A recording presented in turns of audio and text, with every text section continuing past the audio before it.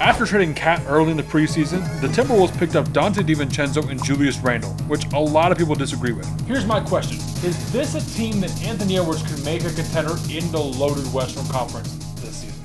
So I just want to intro Julius Randle and Donte Divencenzo. I mean, last year, Julius Randle, 24, 9, and 5, 31% on 3 on 5 attempts, played 46 games. So basically half the season, kind of injury. He's still out right now with, I believe, a right shoulder contusion, pulled it, something interesting like that. But Donte Divencenzo is the more interesting piece, in my opinion, for this Wolves team right now that they got back for Cat. I mean, you might think of like, oh, Randle and Cat are like all-star, they like match better, I guess, in terms of like the trade quality. But Donte Divencenzo is a phenomenal piece, and I still think that they fleeced the Knicks in getting him. He's a great player. Let me show you why. So last year for the Knicks, averaged 15, 4, 3, and 40% on 3 on 9 attempts in 81 games. So look at this.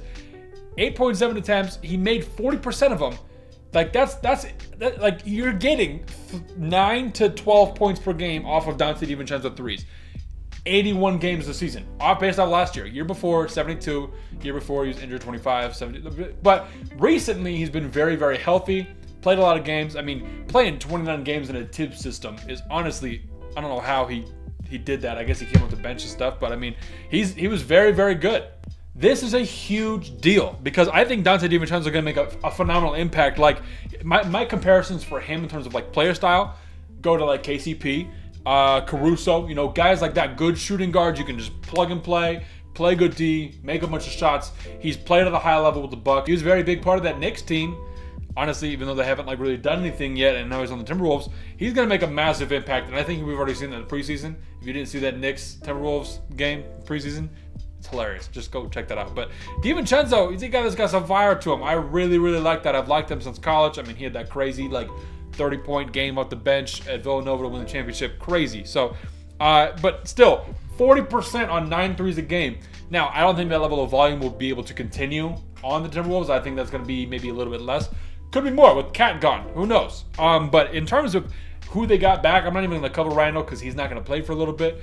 I think he'll be okay playing with Gobert. I mean, Julius Randle is a 4 out of 5, and Cat was probably a 5 out of 4. And so I think this works better with Gobert in terms of fit and play style and positions and stuff like that. But Divincenzo coming off the bench is going to be very, very nice. So let's look at that Timberwolves bench though. How does this rotation look for Minnesota? So I guess it says right here Conley's day-to-day, but Randle is not listed as day-to-day or out at all. So we're just going to go with that. But yeah, starting 5 is as solid as you can get in the NBA basically. Mike Conley, great. Anthony Edwards, star. Jaden McDaniels, great two-way player. Julius Randle, all-star. Rudy Gobert, DPOY. I mean, very, very good starting 5 right here off rip for the Timberwolves. Off the bench, I mean, Divincenzo, Naz Reid. I forgot they picked up Joe Ingles. I think he'll be good. He'll put up shots, but I don't think it's going to be like a big deal for them. But Naz Reid, Donte Divincenzo, Nickeil Alexander-Walker has been a great backup for Mike Conley. Last year, played a decent amount of the playoffs, and it kind of showed out a little bit. Rob Dillingham is going to be fun to watch. I think he's going to be pretty good. Leonard Miller's okay, kind of like that two-way, almost big. But they have right here, maybe you dip into, Nickeil Alexander-Walker. We'll see how Rob does with the playoffs and stuff, but this is a playoff lock, right, for the Timberwolves in the West. Starting 5 is great, and then you got easy 6, 7. Like easy 7 deep, maybe 8 deep, but this is what you need basically. And I think the Timberwolves are best here when they mix and match. I mean, they could run Ant at the 1, right? Take Naz Reid, or take Julius Randle out, put Naz Reid at the 2, or at the 4. Donte Divincenzo with the 1 or the 2. Then you got Divincenzo, Anthony Edwards, Jaden McDaniels, Julius Randle, and Gobert. Let Mike Conley and Julius Randle sit and rest. That's still a really, really good lineup in the West, in the playoffs and stuff, when you can mix and match some stuff. I think it's going to be very fun to want to watch. So, not to mention this team is very, very good defensively. I mean, they got a lot of good guys who can just clamp up. I mean, if you saw Ant and Brunson, I mean, Ant was clapping in his face and screaming when he missed a shot. This team's like loaded defensively. Even though people don't like Gobert still, I mean, Defensive Player of the Year 4 times, tied first in NBA history for Defensive Player of the Year. He's still a very good player, and I think it's going to be really interesting to see how he's going to, bounce back this year, which is crazy for a guy who was voted as the best defensive player in the league, how he's going to bounce back. But I think it's going to be a very big season for Rudy, so we'll see how that goes down.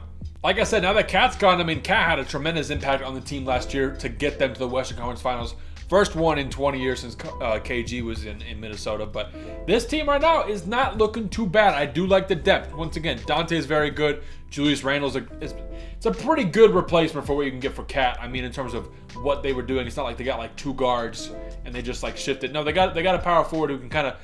We'll see how he fits in the offense. I don't think Chris Finch is going to allow him to like kind of just like ISO, jab step. He's not going to do all that crap in Minnesota because it's going to be Ant. Like Ant is a bigger star in my opinion than Jalen Brunson, and he's not like necessarily a point guard. You give the ball to Anthony Edwards, he's going to create some shots. So it's going to be very interesting to see how Randle's offense fits in with his Minnesota offense, but this defense is still really good.